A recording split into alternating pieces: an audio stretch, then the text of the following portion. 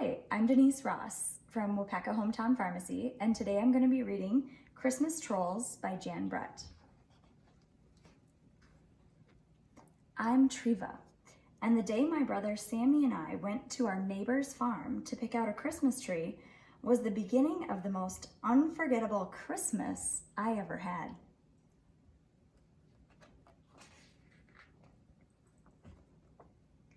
As we went home through the forest with a perfect tree packed on the sleigh, Tuffy started sniffing and barking.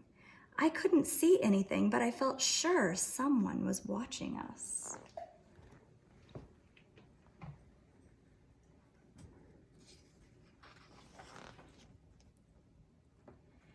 When we arrived home, we forgot all about the forest.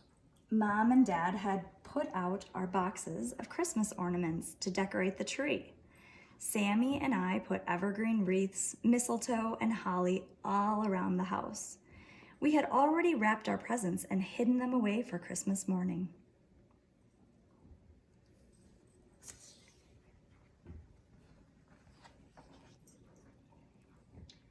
Then some of our Christmas decorations started to disappear. I didn't notice until Dad asked if we had moved the trinket box he had hidden for Mom. I shivered because Mom had just asked me the same thing about the mittens she had knitted for Dad.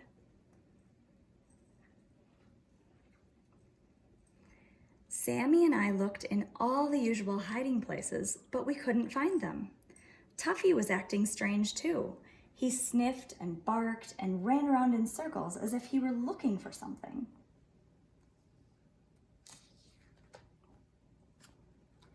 Then, a few days before Christmas, the treetop angel was gone. What would be next? I started carrying my favorite red horse everywhere. Early the next morning, when I went to feed Arnie, I saw something flying across the snow. It was our Christmas pudding.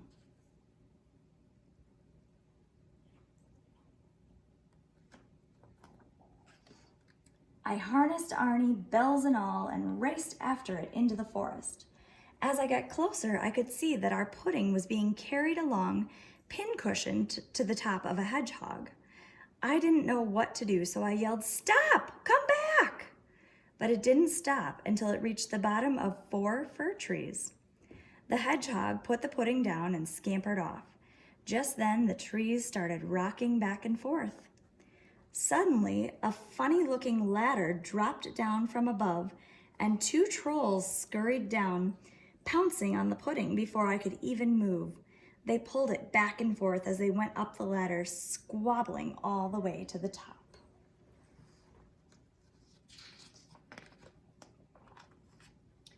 I climbed right up after them and looked inside.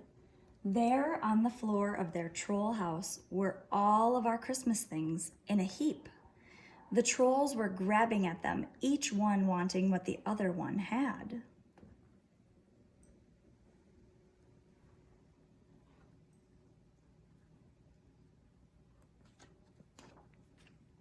"Hey, trolls," I called. "Those are our Christmas things."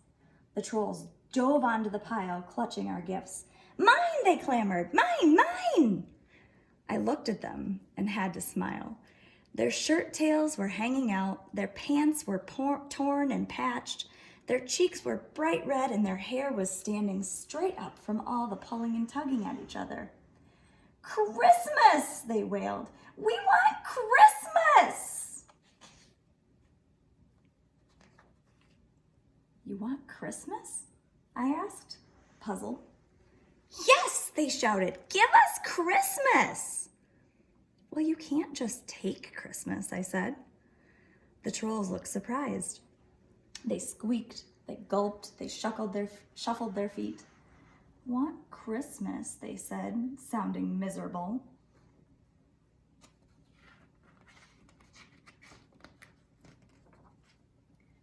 "Okay, you can have Christmas. But first, what are your names?" "Mig," said one. "Tig," said the other. I looked around their messy hut. Mig, Tig, Let's begin by getting your house ready for Christmas. I started to straighten up and put things away. They began to help. Nice, I said when we had finished. Now let's make your house look like Christmas.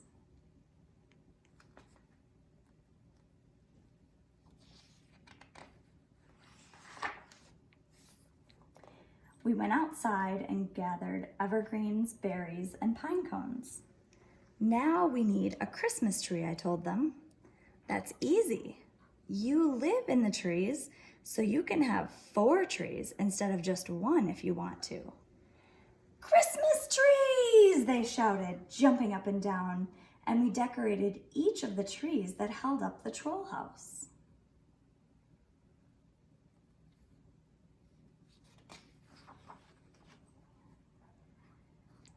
Tig and Mig had a small setback on the way back to the hut. I knew I had some more explaining to do.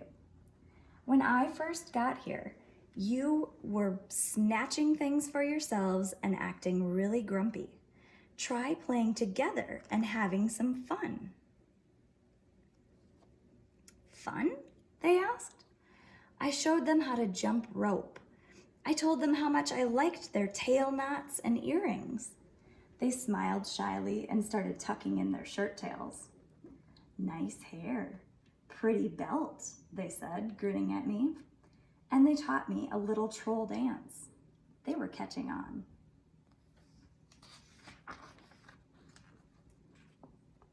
Now, if you really want Christmas, you must be generous with each other. If you do that, you will have Christmas right here in your troll house. The trolls cocked their heads and squinted. They were trying hard to understand. How? They pleaded. I felt my red horse in my pocket. I knew I had to show them, so I took it out and gave it to them. This is for you.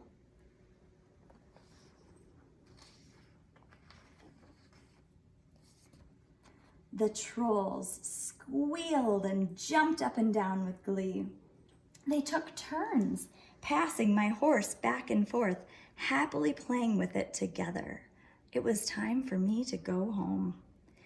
I slipped out quietly and climbed down to Arnie. To my surprise, their hedgehog had packed all of our presents on the sleigh for me to take home while we were having Christmas in the troll house.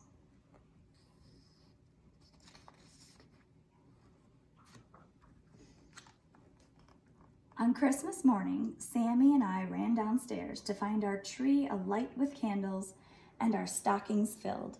We opened our presents in front of the fire. But this Christmas was full of surprises. I heard a bumping and a scratching noise. Tuffy barked. I listened and followed the sounds. Outside on the doorstep was a Christmas present.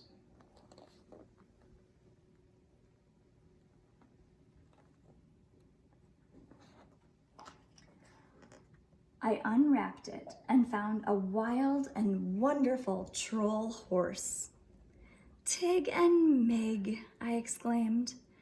When I held it, I knew for sure that the trolls understood Christmas, and I knew that this was the best Christmas ever. The end.